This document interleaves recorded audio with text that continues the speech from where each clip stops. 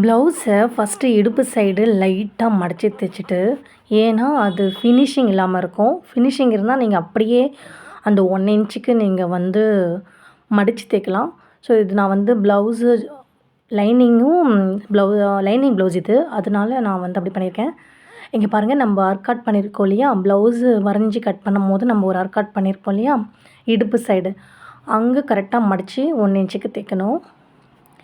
நான் already blouse எப்படி measurement பண்ணணும்னு சொல்லிவிட்டு நான் வந்து வீடியோ அப்லோட் பண்ணியிருக்கேன். நீங்கள் அதை பார்த்துட்டு வந்தால் தான் நீங்கள் இது மாதிரி ஸ்டிச் பண்ணுறதுக்கு உங்களுக்கு கரெக்டாக இருக்கும்.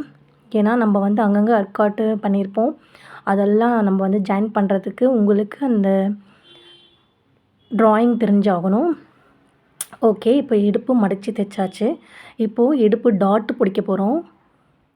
இங்கே பாருங்கள், ஷோல்டர்லேருந்து சென்டர் பாயிண்ட்டிலேருந்து அப்படியே கீழே எடுத்துகிட்டு வரணும். அங்கே ஒரு மார்க் பண்ணிக்கோங்க. ஒரு 3 இன்ச்சுக்கு மார்க் பண்ணிக்கோங்க. இப்போ முன்னாடியும் பின்னாடியும் மார்க் பண்ணிக்கோங்க. ஏன்னா ஈவனாக நம்ம டாட் பிடிக்கணும். ஓகே, இப்படி டாட் பிடிக்கும் போது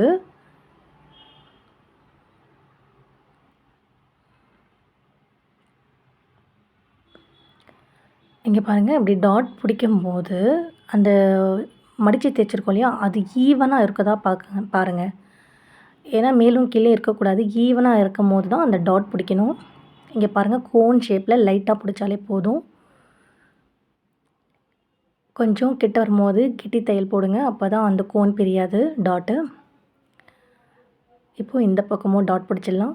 பேக் சைடுக்கு இது மட்டும் தாங்க தைக்கிறதுக்கு இருக்கும். ரொம்ப ஈஸி தான். ஸோ இந்த 2 ஸ்டெப்பு, இடுப்பு மடித்து தைக்கணும், அப்புறம் டாட் பிடிக்கணும். இப்போது ஃப்ரண்ட்டு ஆல்ரெடி நம்ம மார்க் பண்ணியிருக்கோம்.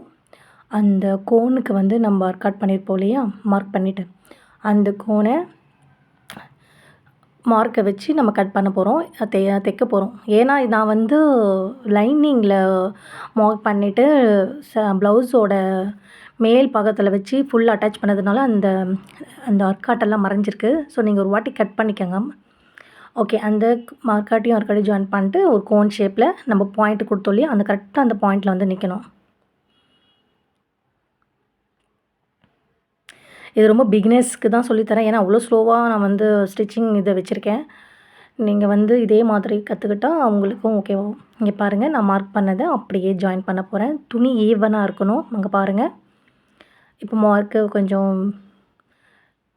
திக் பண்ணிவிட்டு அதில் கரெக்டாக அந்த மார்க்கில் வந்து ஸ்டிச் ஆகணும். எப்படிங்க, கோன் ஷேப்பில் டபுள் ஸ்டிச் போடுங்க. இல்லைனா வந்து 1 ஸ்டிச்சில்னா பிச்சுக்கும். ஸோ டபுள் ஸ்டிச் நான் எப்படி திருப்பி போட்டனோ அதே மாதிரி பண்ணுங்கள். இப்போ ஆர்ம் ஹோல் ஸ்டிச் பண்ண போகிறோம். இங்கே பாருங்கள், மார்க் பண்ணியிருக்கோம் இல்லையா, இப்போ அந்த இடத்துல நம்ம வந்து கட் பண்ணிவிட்டு கரெக்டாக மடித்து தைக்க போகிறோம்.